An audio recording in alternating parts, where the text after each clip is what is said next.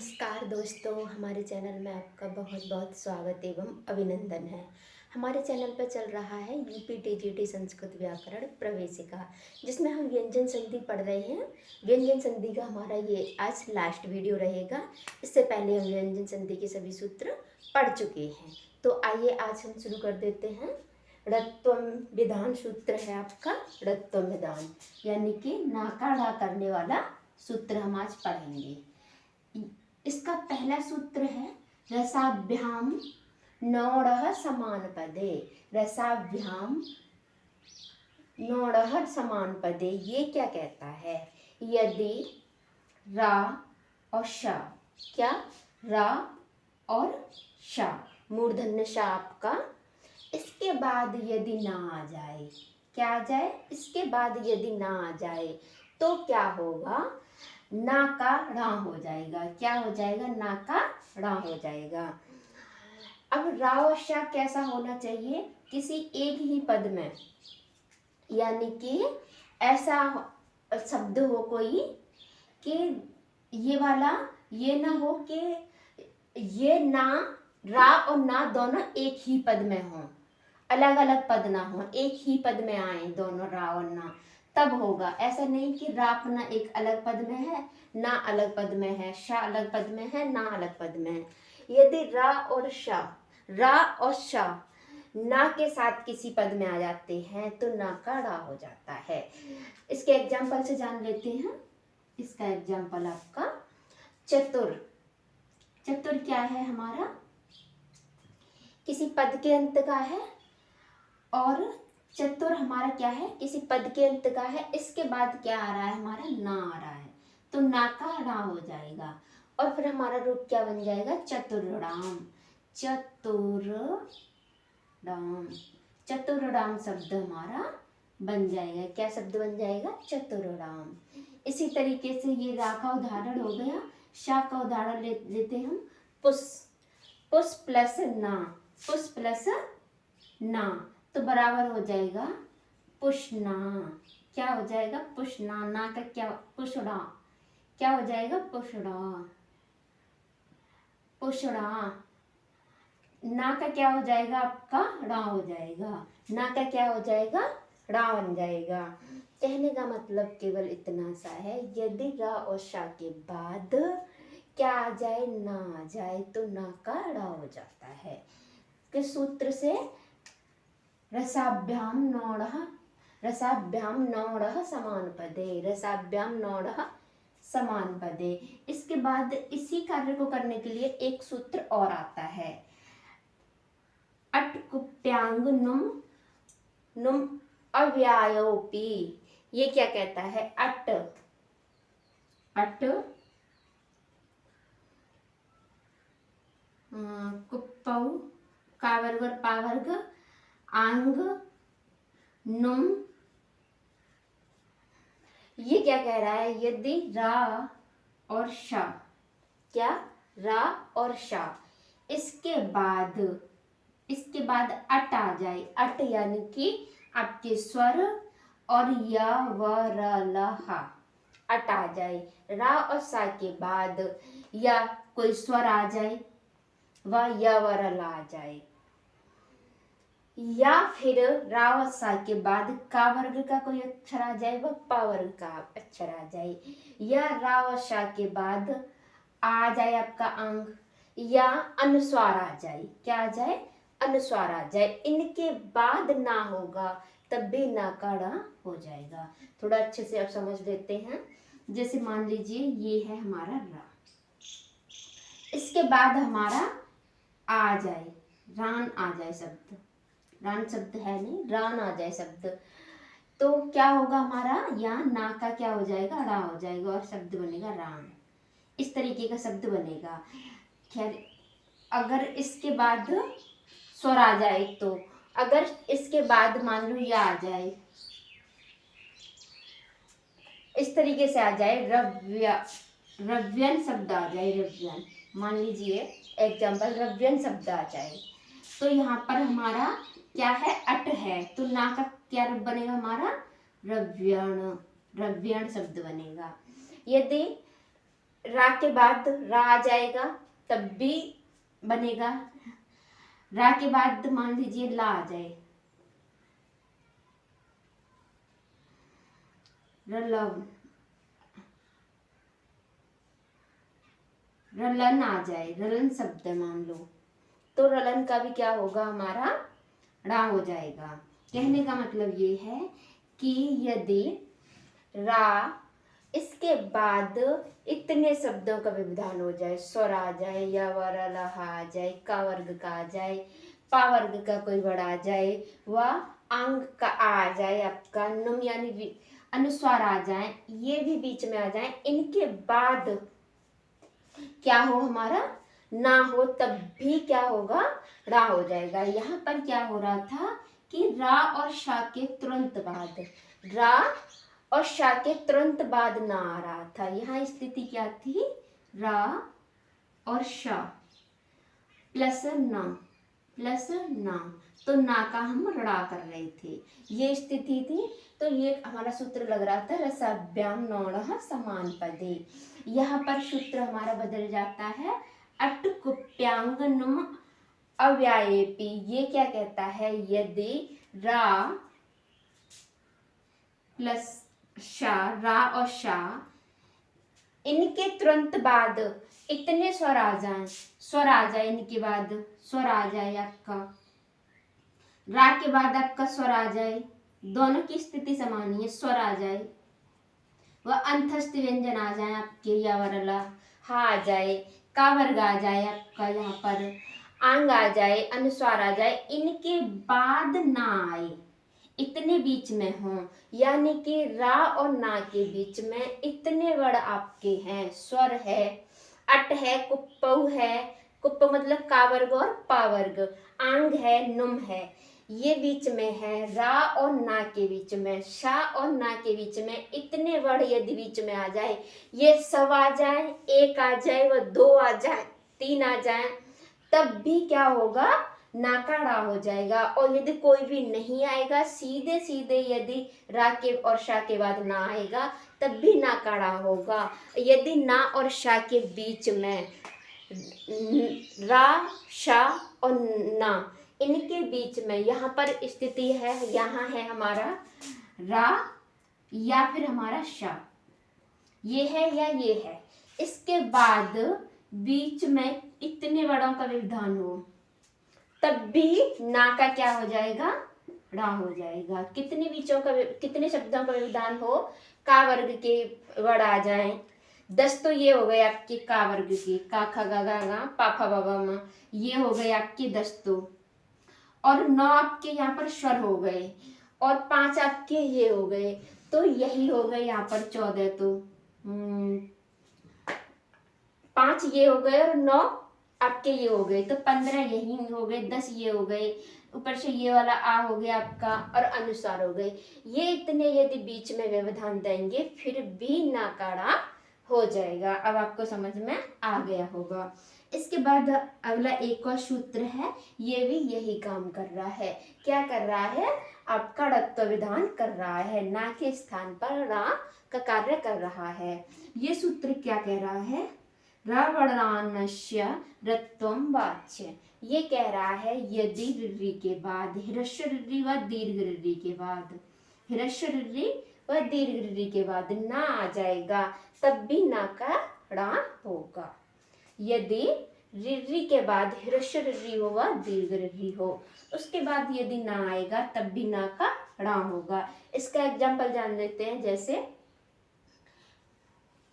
जैसे पितृ धन नाम बन जाएगा। ये क्या है, हमारे यहाँ पर दीर्घ ऋ है, इसके बाद ना है, तो हमारा रूप बन जाएगा पितृणाम, पितृणाम, पितृणाम। यदि पितृ नाम का पितृणाम किससे बना है, तो यहाँ पर हमें ये याद रखना है कि ऋत्वम विधान सूत्र, ऋत्वम विधान करने वाला सूत्र है ऋवर्णानस्य वणत्व वाच्य। ये वाला सूत्र हमारा क्या कर रहा है, यहाँ पर पितृणाम कर रहा है। इसी तरीके से ये भी यहाँ पर हमारी ऋ है, और यहाँ री के बाद ना आ रहा है तो हमारा बन जाएगा मित्राणी। क्या बन जाएगा? मित्राणी। मित्राणी शब्द बन जाएगा। तो हमने इतने शब्दों को जान, 3 सूत्रों को हमने जाना, णत्व विधान करने वाला को। इसमें एक और आ जाता है निषेध करने वाला, पदांतस्य। ये क्या कहता है? यदि ना पद के अंत में होगा तो ना का ड़ा नहीं होगा। यदि पद के अंत में होगा, यदि ना ऐसे स्थान पर आए कि वो पद के अंत में हो। यहाँ पर पद के अंत में नहीं था, वो पद के अंत वाला ना हो। जैसे यहाँ पर चतुर नाम अगर यहाँ पर माना होता बाद में तो ये नहीं बनता, चतुर नाम ही रह जाता, चतुराम नहीं होता। इसी तरीके से ये कह रहा है यदि अंत में होगा तो नहीं होगा। रामान शब्द है, रामान, रामायण नहीं होगा। पितरन शब्द ही रहेगा क्योंकि ना यहाँ पर पद के अंत में है, तो क्या शब्द बनेगा? पितरन। वृषभान, वृषभान ये पद के अंत का ना है। ऋषि, ऋषीन, ऋषीन भी हमारे पद के अंत का है। तो इसे हम थोड़ा सा याद कर लेंगे कि हमें कैसे क्या करना है। मैं कोशिश करती हूँ, मेरी कोशिश ये रहती है कि हमें पढ़ते पढ़ते ही इसे याद हो जाए। तो यहाँ पर हमने कुछ सूत्र णत्व विधान करने के पढ़े। सभी क्या कर रहे थे? कर एक ही काम रहे थे, लेकिन स्थिति अलग अलग बन रही थी। पहली स्थिति हमारी क्या थी? रा व सा, उसके बाद ना आ जाएगा तो सीधा सीधा ना का ड़ा हो जाएगा।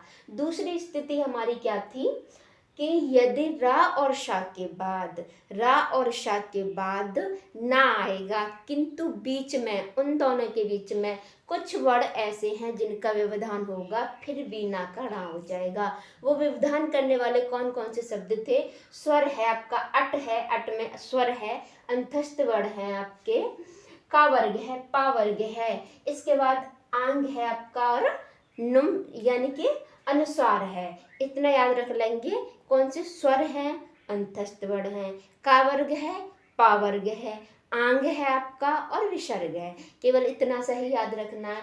इसके बाद एक और आ गया था रिवर्णानस्य णत्वम वाच्य। ये क्या कह रहा है? यदि ऋ के बाद भी ना आएगा, सिंपल सा, यदि ऋ के बाद भी ना आएगा तो क्या हो जाएगा? ना का रा हो जाएगा। इसे हम यहाँ पर भी जोड़ सकते हैं। इसे हम ऐसे भी कह सकते हैं, यदि रा, ये भी कह सकते हैं हम इसे, यहाँ पर लिख देते हैं। केवल हमें सूत्रों को याद रखना। यदि सूत्र से पूछता है तो हमें अलग अलग सूत्र बताने हैं। ये कह रहा है रा, शा और री, रा, शा और री। इसके बाद यदि ना आ जाए, क्या आ जाए? ना आ जाए, तो ना का क्या हो जाएगा? इन ना का हमारा ड़ा हो जाएगा।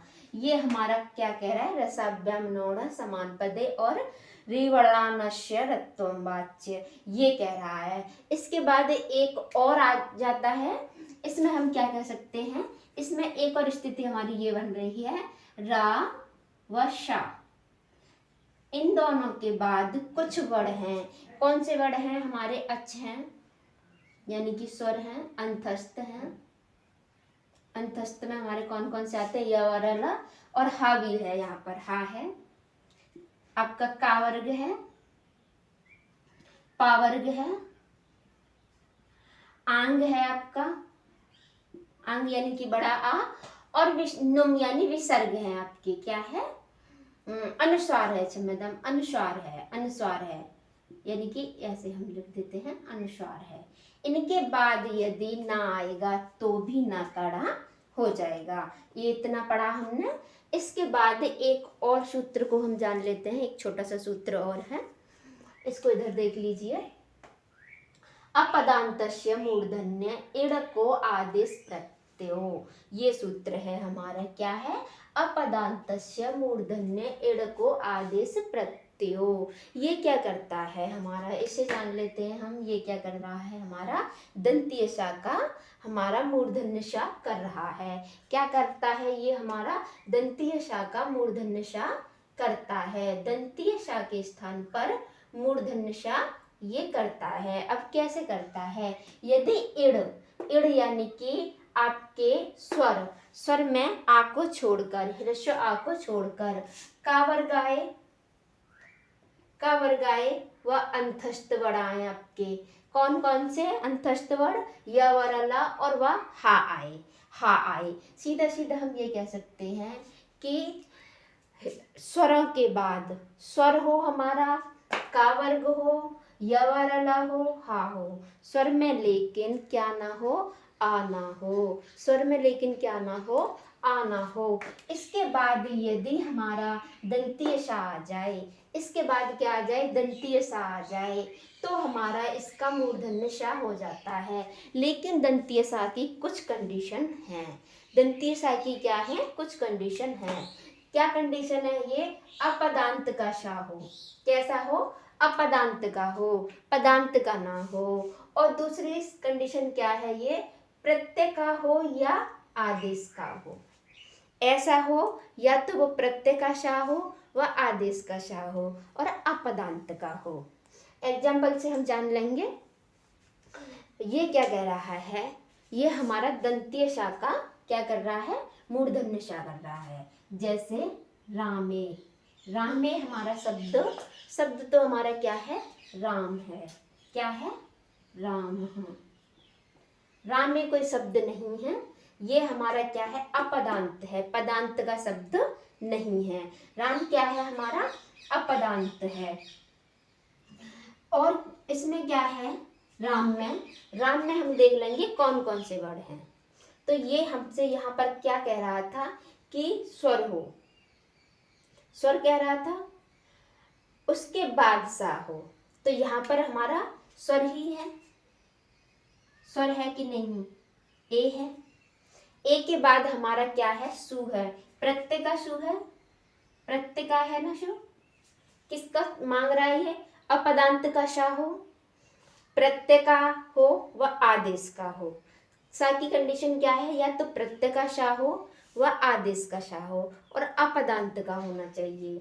तो अब हमें ये यहाँ पर कंडीशन देखनी है। ये क्या है? रामेधन शु। अब हमें सा से पहले देखना है कि सा से पहले क्या क्या है हमारे पास। सा से पहले हमारे पास क्या होना चाहिए था? स्वर हो, स्वर में आना हो, हमारा का वर्ग हो और अंतस्थ वर्ण हो, अंतस्थ वर्ण में हमारा हा और होना चाहिए। तो ये हमारा यहाँ पर ए हो गया, स्वर तो हो गया। और शु हमारा प्रत्यय का है, प्रत्यय का है। शु तो हमारा विभक्ति में से आया है। तो अब ये हमारा क्या हुआ? इस सा का हमारा मूर्धन्य सा हो जाएगा और शब्द क्या बन जाएगा? रामेशु, रामेशु, रामेशु शब्द बन जाएगा। इसमें क्या क्या देखना है हमें? सा से पूर्व देखना है, स्वर हो, का वर्ग हो आपका, का वर्ग के बाद अंतस्थ वर्ण व हा हो। उसके बाद जो सा होना चाहिए वो या तो प्रत्यय का हो व आदेश का हो, प्रत्यय का हो व आदेश का हो। और क्या हो? अपदांत सा हो, यानी पद के अंत का ना हो, पद के अंत का ना हो, अपदांत हो। तो क्या हो जाएगा हमारा? तालव्य सा का मूर्धन्य सा बन जाएगा। जैसे बने, इसमें भी हमारी ए है, बने में ए है और ये हमारा सु प्रत्यय का है, प्रत्यय का सु है। अधिक ज्यादा प्रत्यय का ही सु आपको मिलेगा। आदेश का इतना ज्यादा एग्जाम्पल आदेश के नहीं है। इसके बाद क्या हो जाएगा हमारा? इसका कंडीशन हमारी लागू हो रही है तो हमारा बन जाएगा बनेशु। अधिकतर आप बनेशु, अधिकतर हमारे ये रूप किसके हैं? सप्तमी विभक्ति के रूप हैं। ये हमारे सप्तमी विभक्ति बहुवचन के रूप हैं। सप्तमी विभक्ति बहुवचन में कहाँ पर हमें शु करना है, कहाँ पर हमें दंतीय सा करना है व कहाँ पर हमें मूर्धन्य सा करना है, ये हमें थोड़ा सा देखना है। आपने देखा होगा कि हमारे जो शब्द होते हैं उनमें कई कंडीशन देखी जाती हैं। हम जो शब्द रूप याद करते हैं उनमें कई शब्द ऐसे हैं जिनमें हमारा ये वाला दंतीय सा है, इस तरीके का रूप है, और किसी किसी में ये रूप है। तो हमें इसे कैसे पहचाना? यदि परीक्षा में आ जाए कि इस सप्तमी विभक्ति का क्या रूप बनेगा। तो यदि हमें ये संधि ठीक से आती होगी, यदि हम इस संधि को ठीक से जानते होंगे, अपदान्तस्य मूर्धन्य इडको आदेश प्रत्यय, यदि हम इसे अच्छे से जानते होंगे तो हमारा गलत नहीं होगा। अब हमें देखना क्या होगा कि अब ये तो ठीक है इतना कि हमें ये सातों मिल गया, ये सातों हमें मिल गया। अब इससे पूर्व हमें देख लेना है कि पूर्व हमारी क्या क्या कंडीशन थी। पूर्व हमारी क्या क्या कंडीशन थी। पूर्व में हमारा स्वर हो पर स्वर में आना हो, पूर्व में हमारा स्वर हो पर स्वर में आना हो, पूर्व में हमारा स्वर हो पर स्वर में आना हो। उसके बाद हमारा का वर्ग हो। कौन सा वर्ग हो? केवल केवल का वर्ग हो, यानी पहला वाला वर्ग हो। का वर्ग यानी का ख ग घ ङ, का ख ग घ ङ, का ख ग घ ङ, ये शब्द हमारे 5 हों। उसके बाद हमारे अंतस्थ वर्ण हो य व र ला और हा हो। तो क्या होगा हमारा वहाँ पर दंतीय सा का हमारा मूर्धन्य सा हो जाएगा। जैसे एक और एग्जाम्पल जान लेते हैं हम, बनेशु। बनेशु में हम यहाँ ये सु तो ठीक है, अब हमारे पास 2 शब्द बन गए बनेशु और एक शब्द हमारा बन गया बनेशु।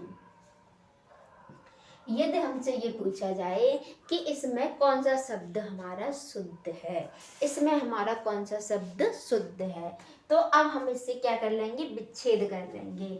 तो बने प्लस शु, एक हमारा ये हमने विच्छेद इसका कर लिया मान लीजिए।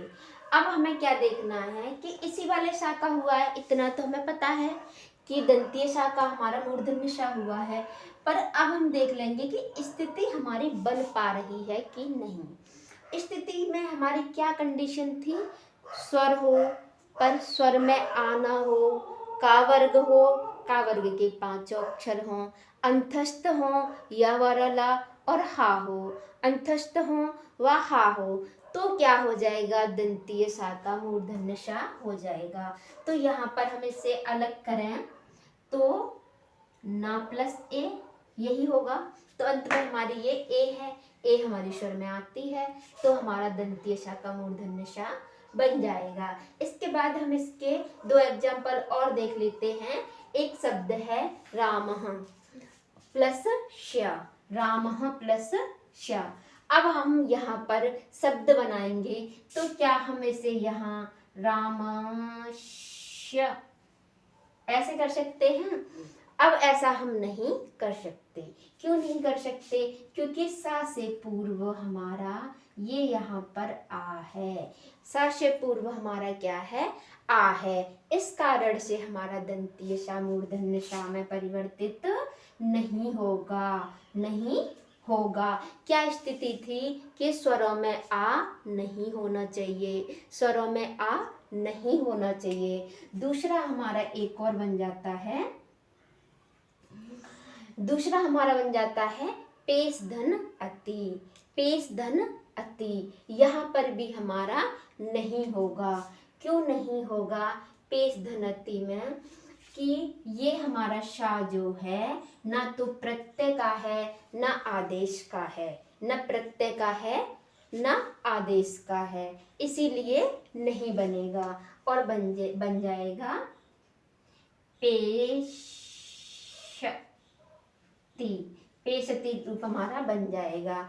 हरि हमारा जो शब्द है, हरि में जो इस तरीके से लिखना है हमारी को, हरीश, हरीश जो हमारा शब्द है, इतना पता है ना कि ये इसी का विसर्ग हो जाता है। तो ये वाला जो हमारा शब्द है ये क्या है, अपदांत का नहीं पदांत का है। ये सा हमारा कैसा है, अपदांत का नहीं पदांत का है, पदांत का शा है, पदांत का शा नहीं होना चाहिए। अब हम इसका थोड़ा सा रिवीजन कर लेते हैं। पहला हमने पढ़ा क्या, रत्व विधान करने वाला। रत्व विधान करने में हमने पढ़ा रसाभ्याम नौढ़ समान पदे। उसके बाद हमने दूसरा पढ़ा अटकुप्यांग नुम अव्यायेपी। इसके बाद हमने पढ़ा रिवर्णस्य ऋत्वम वाच्य। इसके बाद हमने एक सूत्र यहाँ पर ये पढ़ा अपदान्तस्य मूर्धन्य इड़ को आदेश प्रत्यय। ये क्या कर रहा था हमारा रसाभ्यम नोढ़ क्या कर रहा था आपका कि यदि क्या होना चाहिए हमारा रा और सा के बाद ना आ जाएगा तो रा हो जाएगा। इसके बाद हमने दूसरा पढ़ा, इसे हम यहाँ ले लें तब भी ठीक है। इसके बाद हम दूसरे नंबर पे ऐसे ले लेते हैं रिवर्णस्य। ये क्या कर रहा है आपका यदि री के बाद ना आ जाएगा तो रा कर देगा। और ये क्या कर रहा है यदि रा और शा के बाद रा और शा के बाद ना आए, लेकिन उन दोनों के बीच में रा सा और ना के बीच में रा शा, इन दोनों के बीच में यहाँ ना के बीच में यहाँ पर कुछ शब्दों का व्यवधान हो फिर भी हो जाएगा। कौन से शब्दों का व्यवधान हो आपके वहाँ पर अट हो सकते हैं यानी कि स्वर हो सकते हैं, या वरला और हा हो सकता है, का वर्ग और पा वर्ग हो सकता है, आंग हो सकता है और क्या हो सकता है अनुस्वार हो सकता है। तो क्या हो जाएगा हमारा फिर भी ना का रा हो जाएगा। ये हमने 3 पढ़ लिए। इसमें हमने क्या पढ़ा यदि सा से पूर्व, हम इसे ऐसे पढ़ लेते हैं यदि दंतीय सा से पूर्व क्या हो आपका स्वर हो पर स्वर में आना हो, का वर्ग हो हमारा और अंतस्थ वर्ण हो और हा हो, तो हमारे शा का दंतीय सा का तालव्य शा हमारा मूर्धन्य शा क्षम्यताम दंतीय सा का मूर्धन्य शा हो जाएगा। पर सा में भी कुछ कंडीशन है, सा में भी हमारी 2-3 कंडीशन होती हैं। वो सा हमारा प्रत्यय का हो व आदेश का हो और किसका हो अपदांत का हो, पद के अंत का शा ना होना चाहिए, पद के अंत का शा ना हो, प्रत्यय का होना चाहिए सा व आदेश का शा होना चाहिए। तो बस आज के लिए इतना ही। बस नमस्कार।